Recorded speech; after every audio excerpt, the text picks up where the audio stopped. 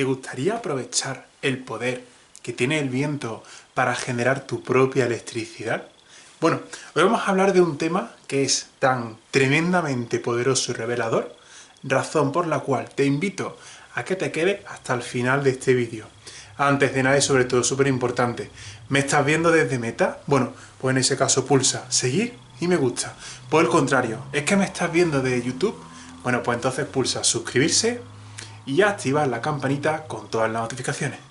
Y ahora, señores, claro que sí, vamos, ¿qué nos vamos? Amigos míos, ¿qué tal estáis? Y sed más que bienvenidos.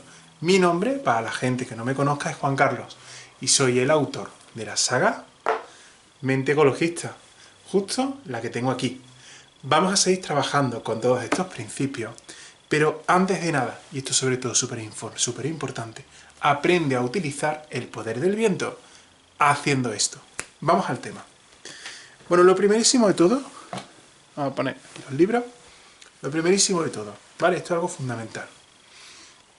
Desde que el ser humano es ser humano, ha buscado fuentes de energía.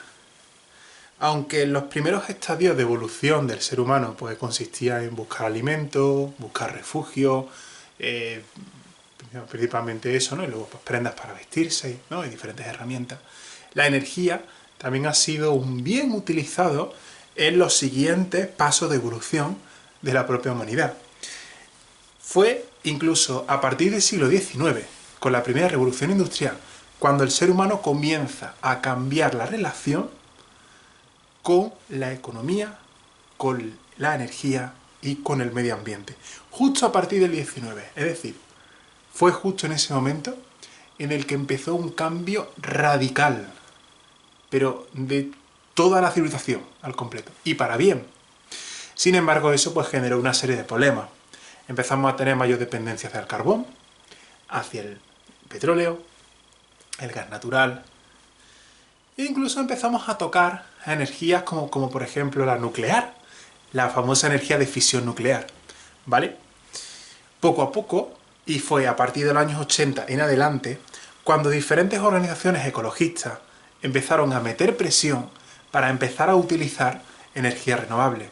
Y es que, aunque algunas de las energías renovables empezaron a utilizarse en la tecnología de allí arriba, en el espacio, como por ejemplo el mantenimiento para satélites, telescopios, algunos cohetes espaciales, etc., poco a poco empezamos a utilizar esas tecnologías aquí, en la superficie. Y sí que es cierto que en el caso de la energía solar, la solar fotovoltaica o la solar térmica, en la cual yo estoy especializado, pues tenemos, o sea, tiene lo que es una capa de atmósfera que bloquea prácticamente casi toda casi bastante radiación que emite el Sol. Ahora, sin atmósfera pensad que no hay vida. Bueno, eso sería lo que es a la solar. Pero hoy en particular vamos a centrarnos en la eólica. Y esto sobre todo es algo que es tremendamente y absolutísimamente fundamental. Vamos a ello. Lo primero de todo, el aire. ¿Qué es el aire? Vamos a comenzar por ahí. El aire, desde un punto de vista químico, no podríamos decir, es una disolución, es una mezcla con muchas bolitas, dicho así. Hay átomos, hay moléculas, pero que están unidas entre ellas. Entonces el mejor ejemplo es como decir que son una bolita. Tenemos oxígeno, tenemos nitrógeno, tenemos dióxido de carbono, tenemos vapor de agua, tenemos otros gases en general. Bien, eso es lo que es el aire. El viento. El viento es ese aire que se está moviendo, ¿vale? En el movimiento de ese aire se transmite una energía, ¿está bien? En la transmisión de esa energía, esto es como para que vosotros lo entendáis, es como si fuera como una especie de circuito eléctrico, más o menos para que vosotros lo comprendáis, ¿vale? En la transmisión de esa energía hay movimiento, o sea, hay traslado, mejor dicho, de esa energía, pero no existe el traslado de materia, ¿vale? Entonces, ¿cómo podemos utilizar, de hecho, cómo utilizamos los físicos este proceso, esta cosa que es tan sencilla, para poder utilizar la energía del viento? Bueno, pues muy sencillo. Y ahora vamos a poner un ejemplo, una analogía con los circuitos eléctricos para que vosotros lo comprendáis.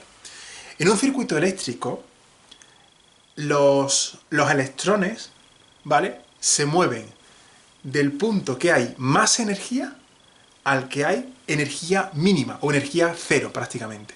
Es decir, de arriba a abajo, porque la naturaleza tiende siempre a la mínima energía, ¿vale? Entonces, cuando hacemos un circuito eléctrico, metemos en esa línea, pues metemos elementos. Por ejemplo, una bombilla, ponemos un ventilador, ponemos una resistencia, ponemos un osciloscopio, ponemos, yo qué sé, un juguete que, yo qué sé, que haga así con las manos, o así, uy, no sé, cualquier tontería, ¿vale? Cualquier cosa. Entonces, como la energía va del punto más alto al punto más bajo, ¿vale?, en ese camino natural, de ese movimiento natural de la energía, nosotros los seres humanos podemos desviar una parte de esa energía para utilizarla a nuestro beneficio. Y así, por ejemplo, pues, cómo funcionan los circuitos eléctricos. Bueno, pues con el aire, con el viento, perdón, funciona igual. Es decir, lo que pasa es que en este caso en el caso del viento, en lugar de hablar de energía, estamos hablando de presiones, ¿vale? De presión, la palabra presión. Y entonces, como la naturaleza siempre tiende a la mínima energía, en la naturaleza hay puntos que hay más presión y hay otros puntos donde hay menos presión.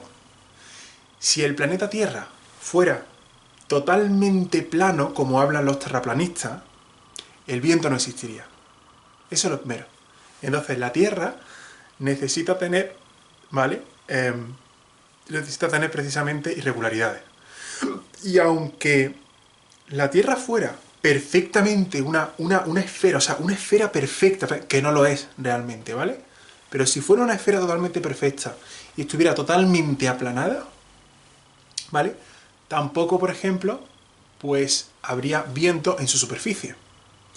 Entonces, lo que suele ocurrir es que cuando hay en la naturaleza un punto que hay más presión y luego hay otro punto donde hay menos presión, ¿vale?, una presión más baja, como la naturaleza tiende siempre al equilibrio y a la mínima energía, lo que ocurre es que el viento se va a mover de donde hay más presión a donde hay menos presión.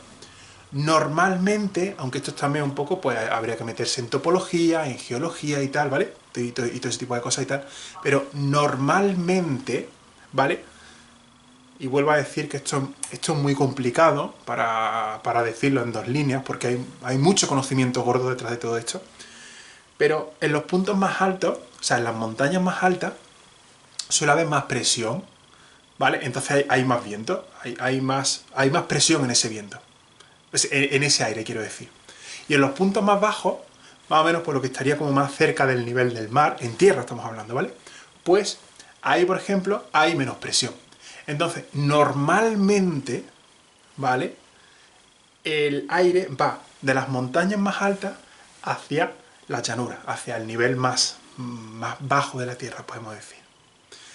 Pero en el caso, por ejemplo, del mar, en el mar y en los océanos, hay corrientes marinas y hay corrientes oceánicas, tanto bajo el agua, que son, para que vosotros lo entendáis, son como si fueran ríos, ¿vale? Pero solamente que en lugar de ser unos ríos que alrededor hay tierra, pues hay una masa de agua que se mueve en otra masa de agua que no se mueve tanto, ¿vale? Como encima, es decir, lo que es el nivel del mar, tenemos aquí arriba. Y aquí, que es el aire, hay corrientes de viento, como si fueran unos ríos, que se mueven alrededor de otro aire, otro viento que se mueve más despacio, o que no se mueve. Entonces, de esa forma, en esos puntos del planeta, somos capaces, de hecho tenemos la capacidad justamente para poder aprovechar la energía del viento. Aunque una cosa sí que está clara. A ver, todo esto, lo primero de todo vamos a explicar, ¿no? Pequeños detalles, ¿no?, y pequeñas cosas. Lo primerísimo de todo, existe una asignatura, ¿no? De hecho, es un contenido específico en la carrera de física, es lo que se llama la mecánica de fluidos. Bueno, la mecánica de fluidos lo que viene a establecer es cómo se comportan los fluidos. Un fluido es un líquido y un gas. Las dos cosas, para que vosotros me entendáis. Estudiar el viento, porque el viento es un fluido, estudiar el viento es una cosa muy compleja, ¿vale? Es una cosa demasiado complicada y tal, como para que podamos decir, pues siempre va de ave, de la montaña al suelo, ¿vale? No es tan sencillo, es una cosa mucho más compleja. Pero para el día a día, sobre todo para la gente que no tiene educación digo de formación, ¿vale?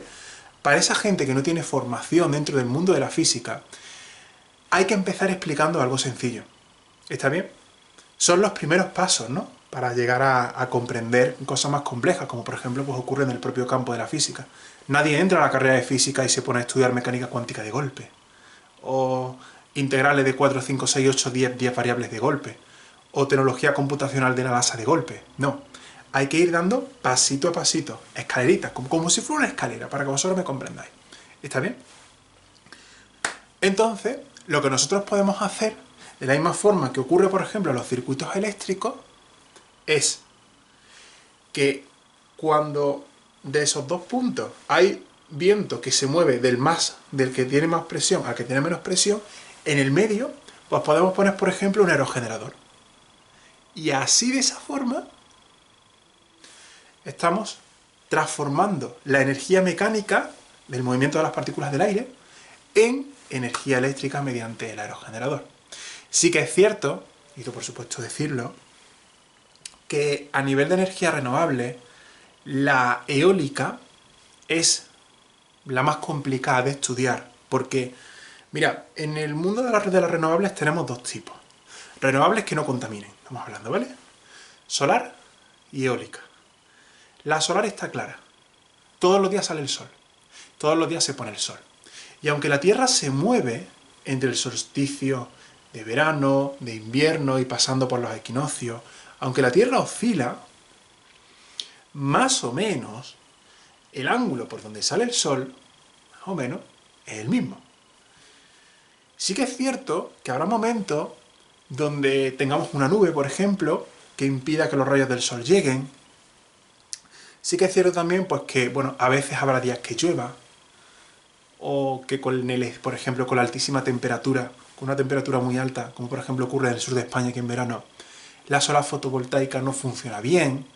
En fin, tenemos lo que son pequeños problemas técnicos, ¿no? Y problemas que no nos permiten generar lo que es al 100%. Pero en el caso de la eólica es un proceso muchísimo más complejo. Ahora, una cosa está clara. Siempre vamos a tener viento en los meses de transición, que son primavera y otoño. Para cambiar de una estación seca, estática, vamos a decir, estable es la palabra, a otra estación seca y estable, necesitamos un proceso de transición. Ese proceso de transición se hace con viento, con lluvia, con muchas nubes, y es justamente lo que ocurre tanto en primavera como en otoño, ¿cierto? Bueno, pues esos son los meses en los que, de momento, con los datos que acabo de contaros ahora mismo, podemos generar mayor energía eléctrica mediante la eólica. Así que nada más, señores, yo espero realmente que os haya gustado sobre todo este contenido. Y bueno, recuerda, porque esto es algo súper fundamental e importante, recuerda que si me estás viendo desde Meta, entonces pulsa seguir y me gusta. Si por el contrario es que me estás viendo desde YouTube, entonces pulsa suscribirse, ¿vale? Y activar la campanita con todas las notificaciones. Si te ha gustado el contenido de hoy, simplemente te da una pequeña píldora de conocimiento de cómo puedes utilizar la energía eólica. Bueno, ¿quieres realmente convertirte en un auténtico ecologista? Pero en un ecologista de verdad, con valores, con principios. Es decir, para hacer las cosas bien hechas. Bueno, pues para ello, ¿vale? Voy a dejarte justamente aquí debajo el enlace para que puedas adquirir tu propio ejemplar, ¿está bien? Tu propio ejemplar de la saga Mente Ecologista, ¿vale? Y esto, señores, os recuerdo, lo primero de todo, estamos haciendo envíos desde Facebook, de la página de Facebook, Juan Carlos-Mente Ecologista. Lo segundo, una vez que ya tengas esto en tus manos, recuerda aplicar el método científico. Paso número 1, estudia. Paso número 2, aprende aquello que has estudiado. Y el paso número 3, siempre hazlo, aplica. aplica todo esto que aprendas. Es mejor una aplicación o 10 aplicaciones, o sea, 10 tomas de acción sería la palabra. Es mejor, como se suele decir, una práctica chapucera a estudiarse 100 libros o 500 libros y no aplicar nada. ¿Vale? Entonces, por esa sencillísima razón, si queremos generar resultados para solventar los problemas medioambientales, no nos va a quedar otro remedio pues más que tomar acción, ¿vale? Más que poner en práctica todo aquello que aprendáis dentro de Mente Ecologista. Nada más, señores, muchísimas gracias a todos vosotros. Como siempre os digo, os mando un enormísimo abrazo. Y bueno, pues que nos vemos mañana aquí, en Mente Ecologista, con nuevo y contenido totalmente diario. Gracias a todos vosotros, os mando un enormísimo abrazo, y como siempre os digo, cuidaos mucho y cuidad el bioma al que pertenezcáis, ya sea natural, artificial o trascendental, como por ejemplo nuestra propia mente subconsciente. Esto de aquí, ¿vale?